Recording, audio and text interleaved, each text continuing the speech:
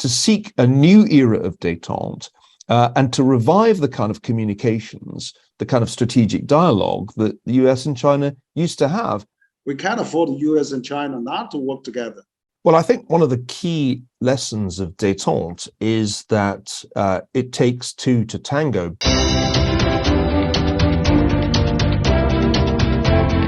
Welcome to CCG Global Dialogue. We really want to see China and US get along, manageable.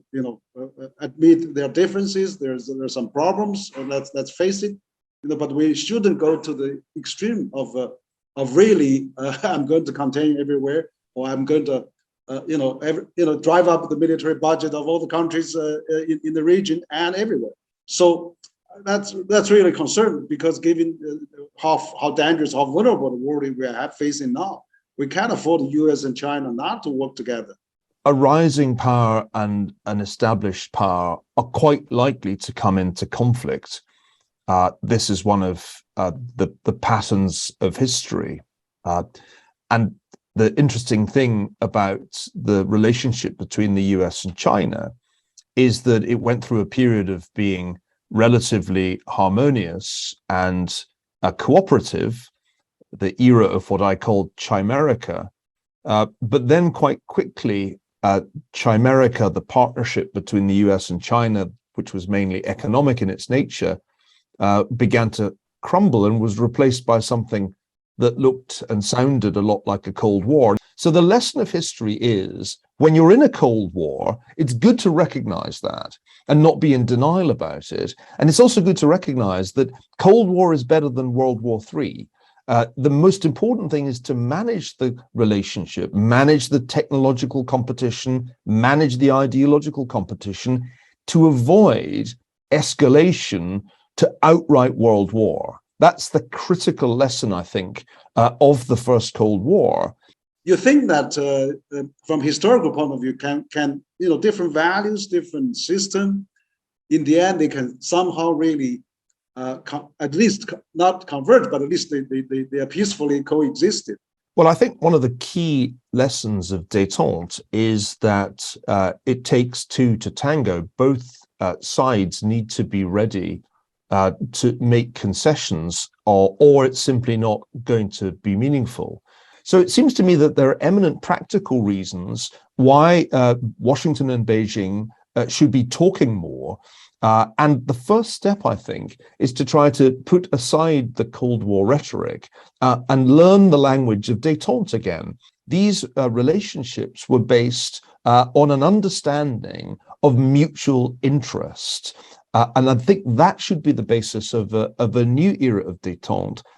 Somehow, even though China have a little different system, can the West in the end accept that? And or maybe we find a way to, recognize each other, not just as a country, but maybe the way of life and the way of governance. So there's a bit of more philosophical question there. Well, I think the lesson of the first Cold War is that in order for there to be détente, there has to be a kind of mutual tolerance of difference in domestic political institutions. That there shouldn't be an aspiration on one side to make the entire world in its own image. Ultimately, each side thinks it has a superior system, or it has the appropriate system for its own conditions. I think that's the starting point for détente. One focuses on the international interests and leaves domestic politics pretty much off the table. How to agree to disagree?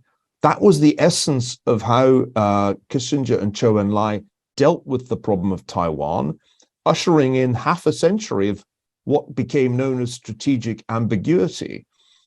It seems to me one of the worst ideas of the last few years in the United States was to get rid of strategic ambiguity. And when Richard Haass first suggested that in 2020, I was quite shocked, because it seems to me it's worked pretty well. Why change something that has stood the test of 5 decades? Philosophically, I think each of the two superpowers has a completely different approach to politics, which is historically based. we should accept that each system has its problems. Nobody could pretend that American democracy has worked with perfect smoothness in the last few years, but nor could anybody claim that the Chinese Communist Party has done an awesome and perfect job of governance in China. Both countries have problems. In the United States, we have the highest inflation since 1982. In China, the lowest growth really since the 1970s. So I think both sides have reasons to be conscious of their own shortcomings. Nobody can claim to be perfect in this debate. But as I said, the most important thing in foreign relations is not to criticize the domestic politics of the other side. The most important thing is to find common ground on those international, those global issues that are most urgently needing to be addressed. I think at this point, to seek a new era of détente and to revive the kind of communications, the kind of strategic dialogue that the US and China used to have. Let me add one more point. It's come as a great surprise to many people, including, I think, in China, that Joe Biden's administration has in some ways been more combative towards China than President Donald Trump's. Trump was interested in a trade war. He wasn't really interested in any other kind of war. And my sense is that if he'd been re-elected, we would probably have seen negotiations about the tariffs by now. Ironically, Joe Biden ran against Trump, partly arguing that he would be tougher on China than Trump. And he's followed through since being inaugurated by pursuing a policy that I think authentically is tougher. Why the Democratic Party wants to persist with Donald Trump's tariffs has never been clear to me, because they opposed them at the time that they were being imposed. So there's something a little odd here about the way in which the US administration is proceeding. And considering the inflation problem that the Biden administration faces, it would seem to me perfectly obvious that a smart step in the right direction would be to start discussing how to reduce the tariffs and bring to an end a trade war that, it must be said, did not achieve terribly much, even in its own terms.